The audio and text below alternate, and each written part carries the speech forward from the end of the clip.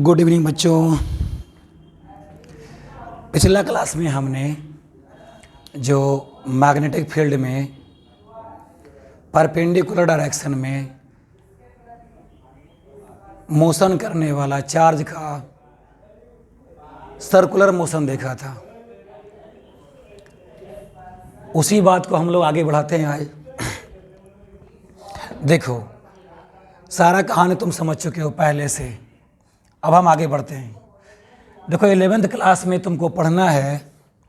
11th class में तुमने पढ़ा होगा कि कोई भी पार्टिकल, जैसे मान लो कि m मास का पार्टिकल, एक पार्टिकल है जिसका मास क्या है, m kg है।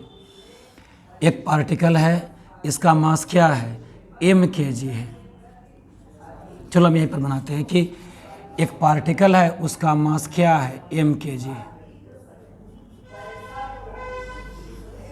m kg मास का एक पार्टिकल है, m kg मास का पार्टिकल है, m किलोग्राम द्रव्यमान का एक वस्तु है। ये क्या कर रहा है, वृत्तीय गति कर रहा है। m किलोग्राम द्रव्यमान का वस्तु जो है वो क्या कर रहा है, वृत्तीय गति कर रहा है। तो कोई वस्तु वृत्तीय गति क्यों करता है, कोई भी वस्तु वृत्तीय गति क्यों करता है, कोई वस्तु वृत्तीय गति क्यों करता है, ये बात ने 11वां क्लास में आपने पढ़ा है। कोई वस्तु वृत्तीय गति इसलिए करता है क्योंकि इस वस्तु पर हमेशा अंदर की ओर फोर्स लगता है। इस वस्तु पर हमेशा अंदर की ओर एक फोर्स लगता है। इस वस्तु पर हमेशा अंदर की ओर एक फोर्स लगता है, और इस वस्तु पर जो हमेशा अंदर की ओर फोर्स लगता है, उस फोर्स को कहते हैं सेंट्रीपिटल फोर्स। ठीक है, आपने पढ़ा होगा 11वां क्लास में कि m किलोग्राम द्रव्यमान का या m किलोग्राम मास का कोई भी वस्तु जब सर्कुलर पथ पर मोशन करता है, सर्कुलर पथ पर गति करता है, वृत्ताकार पथ पर गति करता है, तो क्यों करता है जी? क्योंकि वस्तु पर हमेशा केंद्र की ओर, सेंटर की ओर एक बल लगता है। उस बल को सेंट्रीपिटल फोर्स कहते हैं, हिंदी में अभिकेंद्री बल कहते हैं। उसी अभिकेंद्री बल के कारण वस्तु हमेशा केंद्र की ओर क्या करता है, गति करता है। इस बात को आप जनरल लाइफ में समझ सकते हैं, खास करके उन बच्चों के लिए बोल रहे हैं जो ग्रामर क्लास अच्छे से नहीं पढ़े। देखो, यहाँ पर एक नाम है चिंटू। ये चिंटू क्या कर रहा है ना, चिंटू क्या कर रहा है ना, अपने हाथ में एक रस्सी को लेकर के, अपने हाथ में एक रस्सी को लेकर के, और रस्सी के आगे पत्थर को बांध करके इसको गोल गोल घुमा रहा है। ऐसा देखा होगा आपने, अक्सर चिंटू लोग ऐसा करते हैं। एक क्या है, चिंटू। चिंटू क्या कर रहा है, अपने हाथ में एक रस्सी पकड़े हुए, रस्सी के आगे पत्थर बांधे हुए, और पत्थर को जो है इस प्रकार से घुमा रहा है। तो पत्थर क्या करेगा, पत्थर सर्कुलर मोशन करेगा। अब पत्थर सर्कुलर मोशन क्यों करेगा? क्योंकि पत्थर को रस्सी के सहारे चिंटू हर समय सेंटर की ओर खींच रहा। आप इस प्रकार से क्या करते हैं, पत्थर को रस्सी के सहारे हर समय सेंटर की ओर खींचते हैं। पत्थर को रस्सी के सहारे हर समय सेंटर की ओर खींचते हैं, हर समय सेंटर की ओर खींचते हैं। पत्थर को रस्सी के सहारे हर समय सेंटर की ओर खींचते हैं। इसी के कारण पत्थर क्या करता है, सर्कुलर मोशन करता है। तो रस्सी के सहारे पत्थर पर जो हर समय अंदर की ओर, मतलब सेंटर की ओर जो बल लगाया जा रहा, उसे क्या कहते हैं, सेंट्रीपिटल फोर्स कहते हैं, अभिकेंद्री बल कहते हैं। पढ़ा होगा, 11वां क्लास में पढ़ा होगा। और ये अभिकेंद्री बल, ये जो अभिकेंद्री बल है, इसका फार्मूला होता है घूमने वाले वस्तु का मास m kg और घूमने वाले वस्तु का लीनियर वेलोसिटी, घूमने वाले वस्तु का रेखीय वेग v, घूमने वाले वस्तु का लीनियर वेलोसिटी v, घूमने वाले वस्तु का, सर्कुलर मोशन करने वाले वस्तु का लीनियर वेलोसिटी माने रेखीय वेग v के स्क्वायर बटा इस सर्कुलर मोशन का रेडियस, इस सर्कुलर मोशन का रेडियस, ये होता है। और यही फार्मूला क्या हो गया सेंट्रीपिटल फोर्स के लिए, हिंदी में कहे तो अभिकेंद्रीय बल के लिए। अभिकेंद्रीय बल बराबर क्या होता है mv²/r। ये पढ़ा आपने 11th क्लास में। कोई भी पार्टिकल सर्कुलर मोशन तभी करेगा जब उस पार्टिकल पर हर समय सेंटर की ओर फोर्स लगेगा। उस फोर्स को सेंट्रीपिटल फोर्स कहते हैं, अभिकेंद्रीय बल कहते हैं। यह अभिकेंद्रीय बल किसके बराबर होता है? तो यदि पार्टिकल का माने वस्तु का रेखीय वेग लीनियर वेलोसिटी v दिया रहे, अब पार्टिकल का मास m दिया है और इस सर्कुलर पथ का, इस वृत्ताकार पथ का रेडियस r पता रहे, तो इस वस्तु पर हर समय सेंटर की ओर जो फोर्स लग रहा है उसको आप सेंट्रीपिटल फोर्स कहते हो। और सेंट्रीपिटल फोर्स बराबर क्या होता है? वस्तु का मास गुना लीनियर वेलोसिटी के स्क्वायर बटा रेडियस mv²/r। यही क्या होता है? mv²/r होता है सेंट्रीपिटल फोर्स का फार्मूला। अब देखो यहाँ पर इस मैग्नेटिक फील्ड में, क्रॉस वाला मैग्नेटिक फील्ड में, क्रॉस वाला चुंबकीय क्षेत्र में ये जो चार्ज है, ये जो आवेश है, क्या कर रहा है? सर्कुलर मोशन कर रहा है। क्यों सर्कुलर मोशन कर रहा है? आप पिछला वीडियो में देखिए, ठीक है। ये तो हो गया क्या? ये सेकेंड पार्ट है ना जी, ये है पार्ट 2। ये पार्ट 2 वाला पढ़ रहे हैं हम लोग। पार्ट 1 पिछला वीडियो में देखिए। तो सर्कुलर मोशन कर रहा है, चार्ज सर्कुलर मोशन कर रहा है। अब आवेश या चार्ज जो सर्कुलर मोशन कर रहा, कहने का मतलब वृत्तीय गति कर रहा, उस चार्ज का कुछ तो मास होगा।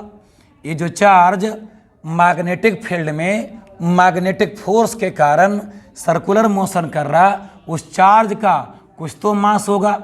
मान लो चार्ज का मास क्या है? m kg है। और चार्ज का लीनियर वेलोसिटी, चार्ज का रेखीय वेग क्या है? v लिखा हुआ है। और ये जो सर्कुलर मोशन कर रहा, ये जो वृत्तीय गति कर रहा, इसका त्रिज्या क्या है? r है। तो रेडियस r पता है, लीनियर वेलोसिटी भी पता है, चार्ज का मास m है।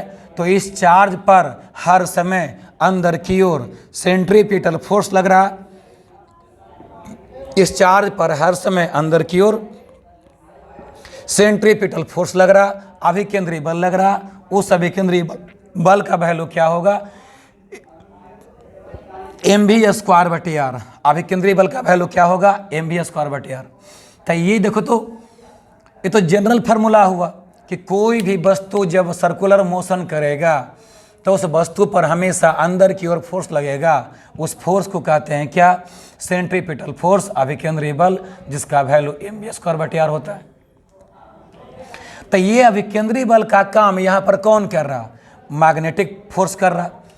इस फिगर में अभिकेंद्रीय बल का काम कौन कर रहा? ये मैग्नेटिक फोर्स कर रहा। मैग्नेटिक फोर्स जो है यहाँ पर अभिकेंद्रीय बल का काम कर रहा, क्योंकि यही मैग्नेटिक फोर्स चार्ज को वृत्ताकार पथ पर घुमा रहा। तो ये मैग्नेटिक फोर्स किसके बराबर हो जाएगा? अभिकेंद्रीय बल के बराबर हो जाएगा। समझे? ये मैग्नेटिक फोर्स किसके बराबर हो जाएगा? अभिकेंद्रीय बल के बराबर हो जाएगा, क्योंकि अंदर की ओर लगने वाला फोर्स कौन सा है? मैग्नेटिक फोर्स है। और सर्कुलर मोशन करने के लिए अंदर की ओर, सेंटर की ओर जो फोर्स लगता है उसको सेंट्रीपिटल फोर्स कहते हैं। तो सेंट्रीपिटल फोर्स का काम कौन कर रहा है? यहाँ पर मैग्नेटिक फोर्स कर रहा है। तो मैग्नेटिक फोर्स किसके समान हो गया? सेंट्रीपिटल फोर्स के समान हो गया। यानी कि मैग्नेटिक फोर्स जो होगा वो सेंट्रीपिटल फोर्स के बराबर होगा। ये मिला हमको, यही देखते हैं हम यहाँ पर, ठीक है। तो यही हमको यहाँ पर सीखना है।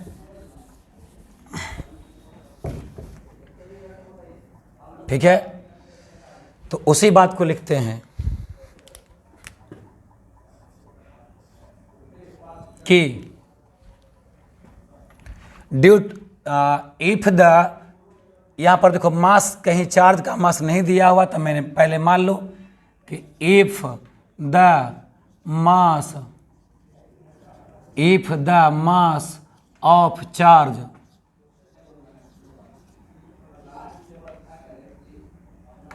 If the mass of charge is m kg, मतलब क्या, यदि आवेश का द्रव्यमान, यदि आवेश का द्रव्यमान, आवेश का द्रव्यमान m kg है, m किलोग्राम है, तब देन माने तब सर्कुलर मोशन के कारण, सर्कुलर मोशन के कारण मैग्नेटिक फोर्स जो होगा सेंट्रीपिटल फोर्स के बराबर हो जाएगा। Then due to circular motion of charge, then due to circular motion of charge, then due to circular motion of charge मतलब क्या, तब आवेश के वृत्तीय गति के कारण, तब आवेश के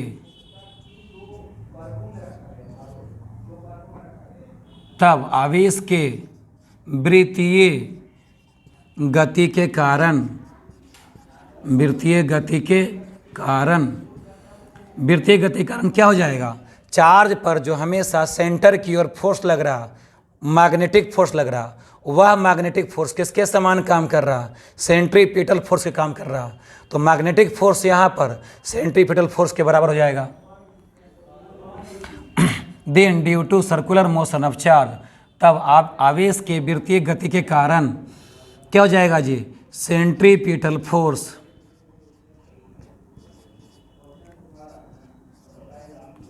सेंट्रीपिटल फोर्स किसके बराबर हो जाएगा, सेंट्रीपिटल फोर्स जो है मैग्नेटिक फोर्स के बराबर हो जाएगा, मैग्नेटिक फोर्स के बराबर हो जाएगा। अब सेंट्रीपिटल फोर्स का फार्मूला क्या होता है, सेंट्रीपिटल फोर्स बराबर होता है सर्कुलर मोशन करने वाला पार्टिकल का मास। तो सर्कुलर मोशन कौन कर रहा है, चार्ज, उस चार्ज का मास हमने कितना मान लिया, m kg, और सर्कुलर मोशन करने वाला पार्टिकल का लीनियर वेलोसिटी कितना हो गया, v² बटा जिस सर्कुलर पथ पर पार्टिकल मोशन कर रहा है ना उसका रेडियस कितना हो गया, mv² बटे r। ये किसके बराबर होगा, बोल मेरे भाई, यहाँ पर चार्ज पर कितना मैग्नेटिक फोर्स लग रहा, तो याद करो जब चार्ज, देखो यहाँ पर लिखते हैं, जब चार्ज मैग्नेटिक फील्ड के परपेंडिकुलर डायरेक्शन में मोशन करता है तो मैग्नेटिक फोर्स ए बराबर क्या हो जाएगा, क्यू भी बी साइन 90 डिग्री, साइन 91 हो जाएगा ना जी। तो मैग्नेटिक फोर्स क्या बन जाएगा, क्यू गुना बी हो जाएगा। तो मैग्नेटिक फोर्स क्या हो जाएगा, क्यू बी के बराबर हो जाएगा। अब क्यों आएगा डिटेल में हमने फर्स्ट वीडियो में बताया हुआ है सब, क्यू भी हो जाएगा। अब देखो यहाँ पर भी क्या हुआ, चार्ज का वेलोसिटी, अभी क्या हुआ चार्ज का वेलोसिटी, तो यहाँ पर वेलोसिटी स्क्वायर है और यहाँ पर सिंगल वेलोसिटी है, तो एक वेलोसिटी कट जाएगा ना यहाँ पर जी। अब देखो ये क्या निकालते हैं यहाँ पर भी, तो देखो तो इसलिए वेलोसिटी ऑफ चार्ज क्या निकला, वेलोसिटी ऑफ चार्ज निकालने के लिए बटा से गुना में, गुना से बटा में, तो वेलोसिटी ऑफ चार्ज बराबर क्या हो गया, पहले से लिखा हुआ है क्यू गुना बी बटा से आर गया गुना में और एम गया कहाँ, भागा में, Q B R by M. ये होगा क्या, चार्ज का वेलोसिटी। ठीक है, ठीक है, ये क्या हो गया, चार्ज का वेलोसिटी। तो यहाँ से ऑब्जेक्टिव बोर्ड में आ सकता है, यहाँ से ऑब्जेक्टिव बोर्ड में आ सकता है, what is the velocity of charge if the charge move in the perpendicular direction of magnetic field. ऐसे मान लो कोई क्वेश्चन आता है, आए बात समझ में, mv² बटे r बराबर क्यू भी, यहाँ पर वेलोसिटी एक जो है एक वेलोसिटी से कट गया तो वेलोसिटी बराबर क्या बचा, क्यू बी आर बटा एम। अब यहाँ से एग्जाम में एक ऑब्जेक्टिव बनता है कि देखो यहाँ से एग्जाम में एक ऑब्जेक्टिव बनता है क्या, कि if a charge move in the perpendicular direction of magnetic field, if A charge move in the perpendicular direction in the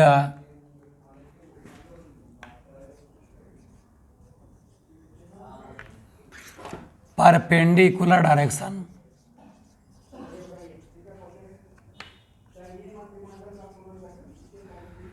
perpendicular direction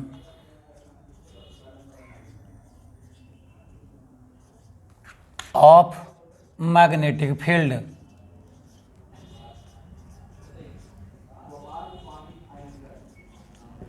then what is the velocity of then what is the velocity of charge. ठीक है, इसी को अगर तुम हिंदी में लिखना चाहो तो ऐसे लिखोगे कि यदि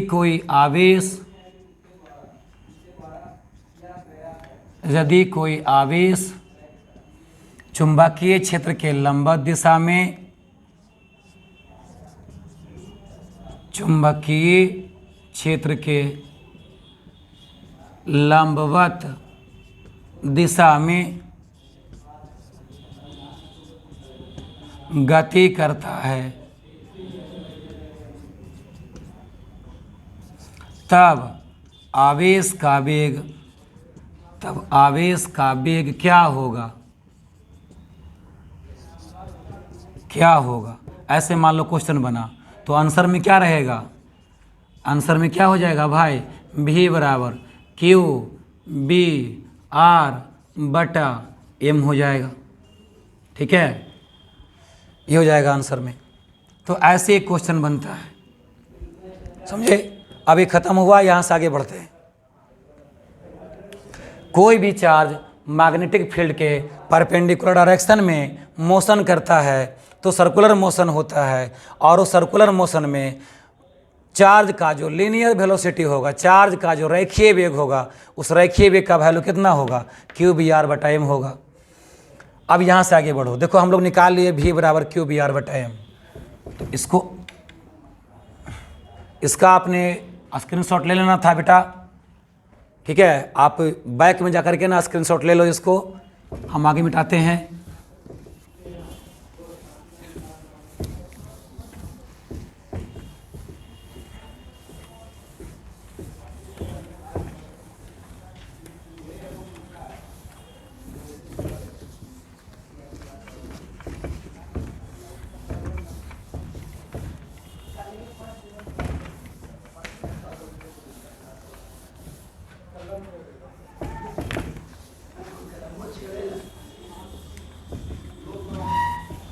कि सर हो गल पढ़ाई ना, अब तो शुरू के लिए कौची नहीं बोला ना तो वहाँ से माइक ऑफ कीजिए, तो वहाँ रिकॉर्ड होते रहते ना। एक मिनट बेटा आप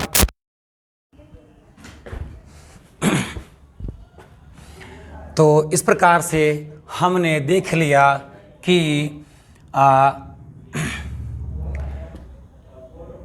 मैग्नेटिक फील्ड में कोई चार्ज अगर परपेंडिकुलर डायरेक्शन में मोशन करेगा तो उस चार्ज का वेलोसिटी v बराबर क्या हो जाएगा, उस चार्ज का वेलोसिटी v बराबर हो जाएगा, चार्ज का वेलोसिटी v बराबर हो जाएगा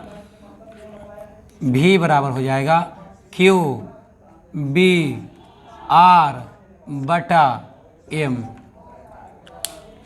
चार्ज का वेलोसिटी क्या होगा, क्यू बी आर बटा एम। ये निकल गया। अब बात यहाँ से आगे बढ़ाते हैं।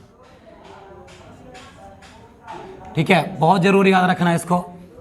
अब देखिए यहाँ से आगे बढ़ते हैं। कोई भी पार्टिकल जब सर्कुलर मोशन करता है तो उसमें एक साथ दो तरह का वेलोसिटी होता है ना।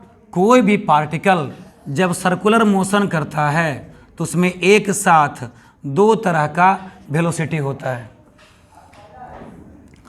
सर्कुलर मोशन वाला पथ पर सर्कुलर मोशन वाला पथ पर टेंजेंशियल डायरेक्शन में, टेंजेंशियल डायरेक्शन माने कि स्पर्श रेखा में, टेंजेंशियल डायरेक्शन मतलब स्पर्श रेखा में, टेंजेंशियल डायरेक्शन मतलब स्पर्श रेखा में, स्पर्श रेखा में जो वेलोसिटी होता है उसको कहते हैं लीनियर वेलोसिटी। स्पर्श रेखा में जो वेलोसिटी होता है क्या कहते हैं उसको, लीनियर वेलोसिटी। ये जो आवेश का वेलोसिटी दिया हुआ है कौन सा वेलोसिटी है, लीनियर वेलोसिटी है।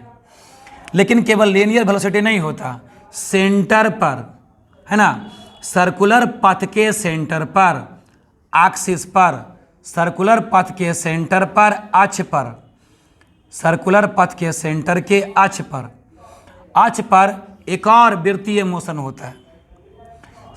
मतलब देखो ये हमें कहना ही चाह रहे हैं कोई वस्तु गोल घूमेगा, अब गोल घूमेगा तो उसका कोई ना कोई धुरी के चारों ओर घूमेगा, उस धुरी को क्या कहते हैं, अक्ष कहते हैं।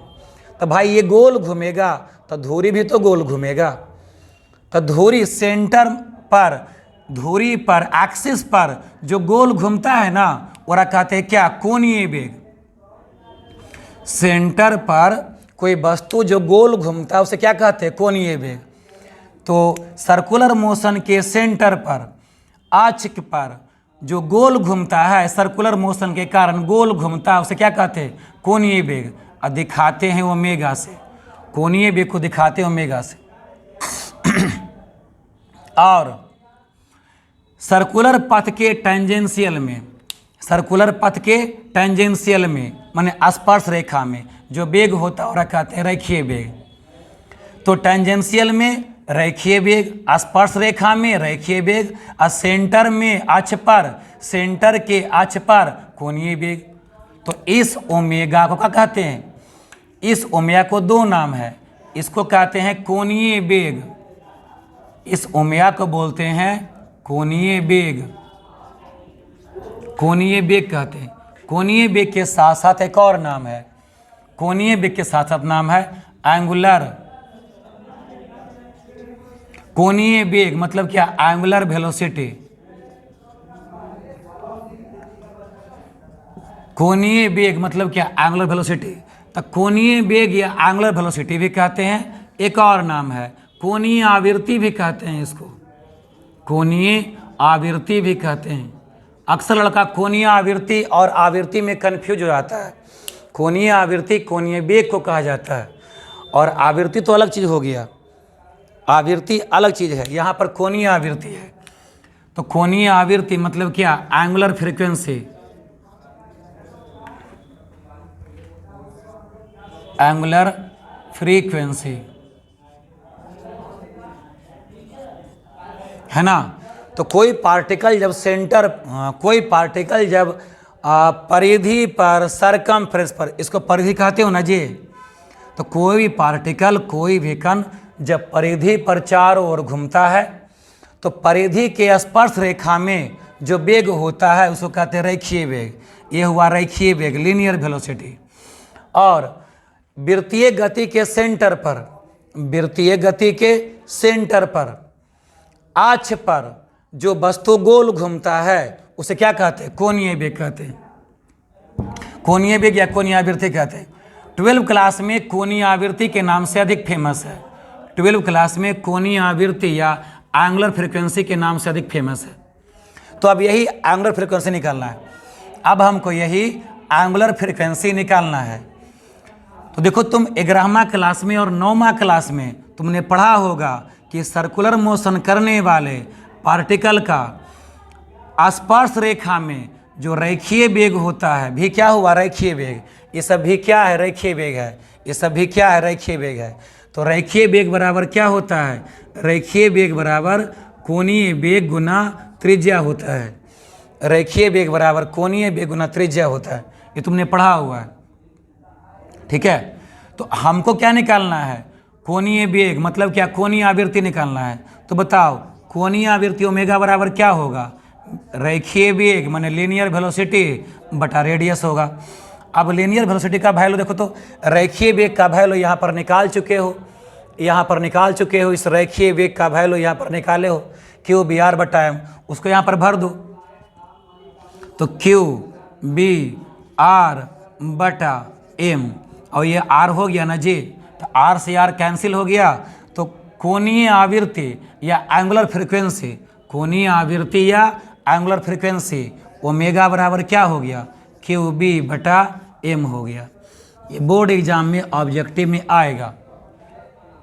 कैसे क्वेश्चन पूछेगा, what is the angular frequency of charge which move in the perpendicular direction of magnetic field as circular motion. समझे, what is the angular frequency of charge, मतलब आवेश का कोणीय आवृत्ति क्या होगा, which move in the perpendicular direction of magnetic field, जो आवेश के नहीं, जो चुंबकीय क्षेत्र के लंबवत दिशा में गति करता है, कैसे, एज सर्कुलर मोशन। तो देख लो, हम क्वेश्चन बोलते हैं, तुम चाहो तो सुन करके लिख सकते हो। What is the angular frequency of charge, what is the angular frequency of charge which move in the perpendicular direction of magnetic field, which move in the perpendicular direction of magnetic field as circular motion. अगर हिंदी में question बोलें तो कैसे कहेगा, चुंबकीय क्षेत्र के लंबवत दिशा में वृत्तीय गति करने वाले आवेश का कोणीय आवृत्ति कितना होता है, तो एंगुलर फ्रीक्वेंसी या कोणीय आवृत्ति ओमेगा बराबर क्यू बी बटा एम होता है, क्यू बी बटा एम होता है। ठीक है, ओमेगा निकल गया, कोणीय आवृत्ति निकल गया। अब देखो, तो इसको तुम स्क्रीनशॉट मार लो, फिर उसको मिटाने वाले हैं। तो इस प्रकार से हमको सेकेंड वैल्यू में मिल गया। फर्स्ट तो आ गया भी बराबर क्यू बी आर बटा एम, सेकेंड क्या मिल गया, ओमेगा बराबर, सेकेंड मिल गया हमको ओमेगा बराबर क्या मिला हमको, क्यू बी बटा एम, ये मिल गया। ठीक है, ओमेगा बराबर क्या मिला, क्यू बी बटा एम। अभी वहां से आगे बढ़ते हैं। ठीक है,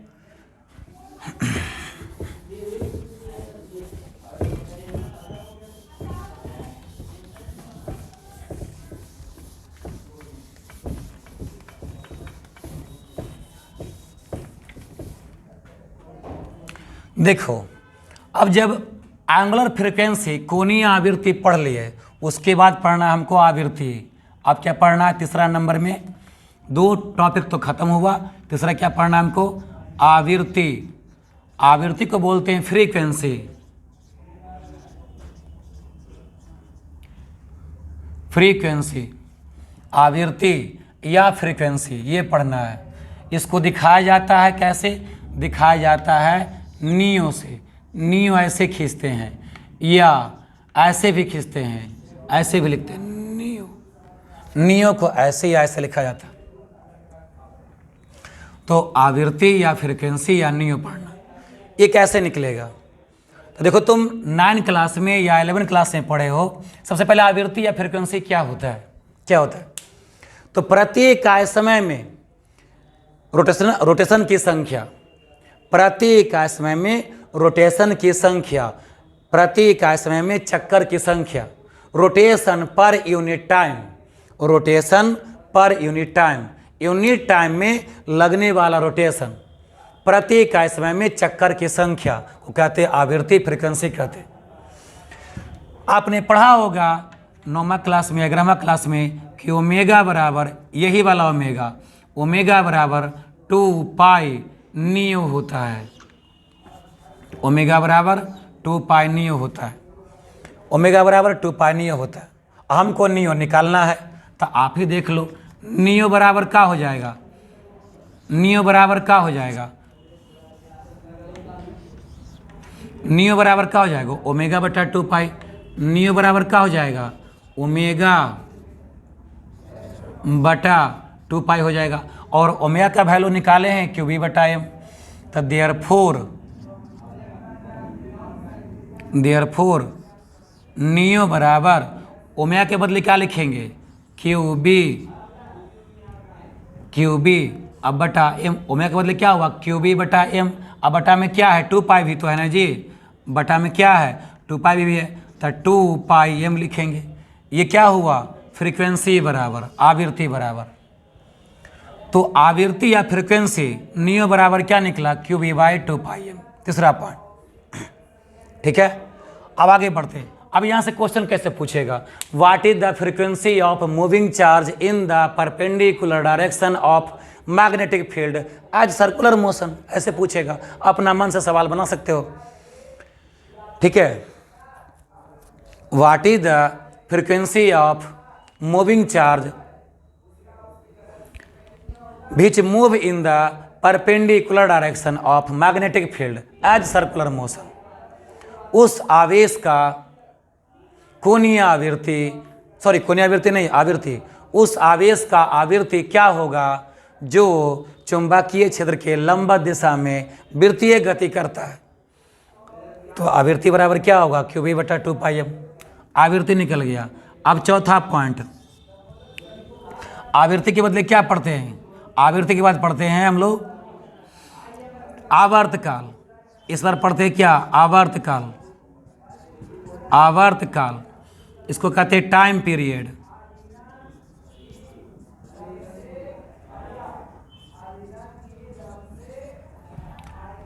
टाइम पीरियड और दिखाते हैं कैपिटल टी से,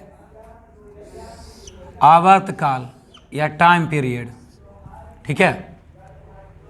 तो तुमने 10वां क्लास में या 11th क्लास में पढ़ा होगा कि आवृत्ति बराबर ये वाला आवृत्ति, ठीक है, आवृत्ति बराबर 1 बटा आवर्तकाल होता है। आवृत्ति बराबर 1 बटा आवर्तकाल होता है। अच्छा आवर्तकाल होता क्या है, आवर्तकाल एक चक्कर पूरा करने में लगा समय, एक चक्कर पूरा करने में लगा समय को क्या कहते हैं आवर्तकाल कहते हैं।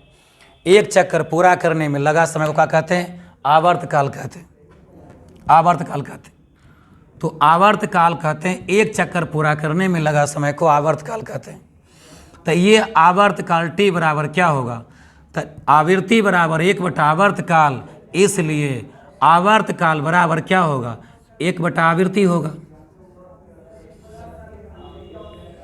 अगर हम इसको अंग्रेजी में कहें तो फ्रीक्वेंसी बराबर 1 बटा टाइम पीरियड होगा, तो टाइम पीरियड बराबर 1 बटा फ्रीक्वेंसी होगा। अब फ्रीक्वेंसी का वैल्यू तुमने निकाला हुआ है, फ्रीक्वेंसी का वैल्यू निकाला हुआ यहाँ पर भर दो। तो देखो तो मेरे भाई आवर्तकाल बराबर क्या हो जाएगा 1 बटा आवृत्ति, तो आवृत्ति का वैल्यू बटा के नीचे रखोगे तो गुना में उल्टा हो जाएगा, तो 2 पाई एम अब बटा क्यू बी, ये हो जाएगा आवर्तकाल बराबर, आवर्तकाल बराबर। तो इस प्रकार से तीसरा हम लोगों ने पढ़ा आवृत्ति बराबर फ्रीक्वेंसी बराबर, चौथा हम लोगों ने पढ़ा आवर्तकाल बराबर। एक और पढ़ना होता है एनसीईआरटी में, तो इतना ही बताया हुआ है, लेकिन वहां से आगे बढ़ते हैं। गतिज ऊर्जा, इस आवेश का गतिज ऊर्जा, गतिज ऊर्जा को दिखाते हैं काइनेटिक एनर्जी, काइनेटिक एनर्जी, गतिज ऊर्जा, काइनेटिक एनर्जी निकालना है।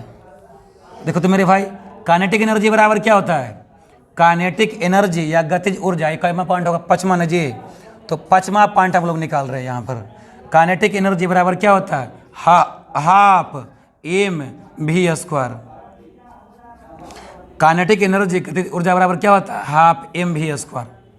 तो एम क्या होगा, एम होगा इस आवेश का द्रव्यमान, एम क्या होगा जी इस चार्ज का मास होगा ना भाई। अभी क्या होगा ये वाला वेलोसिटी होगा, ये वाला वेलोसिटी होगा, ये वाला वेलोसिटी होगा, वेग होगा। तो गतिज ऊर्जा निकालो तो क्या कहोगे काइनेटिक एनर्जी बराबर हाफ तो रहेगा, एम तो रहेगा। अब वेग बराबर कितना निकाले हो, वेग बराबर निकाले हो क्यू बी, वेग बराबर निकाले हो क्यू बी आर अब बटा एम निकाले हो, वेग वेलोसिटी बराबर क्यू बी आर बटा एम निकाले हो। अब वेग पर स्क्वायर न है जी, तो यहाँ भी स्क्वायर, यहाँ भी स्क्वायर, यहाँ भी स्क्वायर। अब देखो एम स्क्वायर है, यहाँ पर एम है, तो एक एम से एक एम कट न गया, तो काइनेटिक एनर्जी बराबर क्या आया काइनेटिक एनर्जी बराबर आ गया Q square B square R square बटा 2m आ गया। Q square B square R square बटा 2m आ गया। ये हो गया Q square B square R square बटा 2m हो गया। ठीक है, तो इतनी बातें पढ़ना था हम लोग को circular motion due to magnetic field में। ठीक है, आप इसको छाप लेना, नोट बना लेना, यहां से आगे बाद में बात करते हैं। इसके बाद पढ़ना है हमको helical motion due to magnetic force, helical motion due to magnetic force. उसके बाद पढ़ना है साइक्लोट्रॉन, फिर पढ़ना है हमको मैग्नेटिक फील्ड के बारे में विस्तार से पढ़ना है। ठीक है, गुड नाइट मेरे भाई।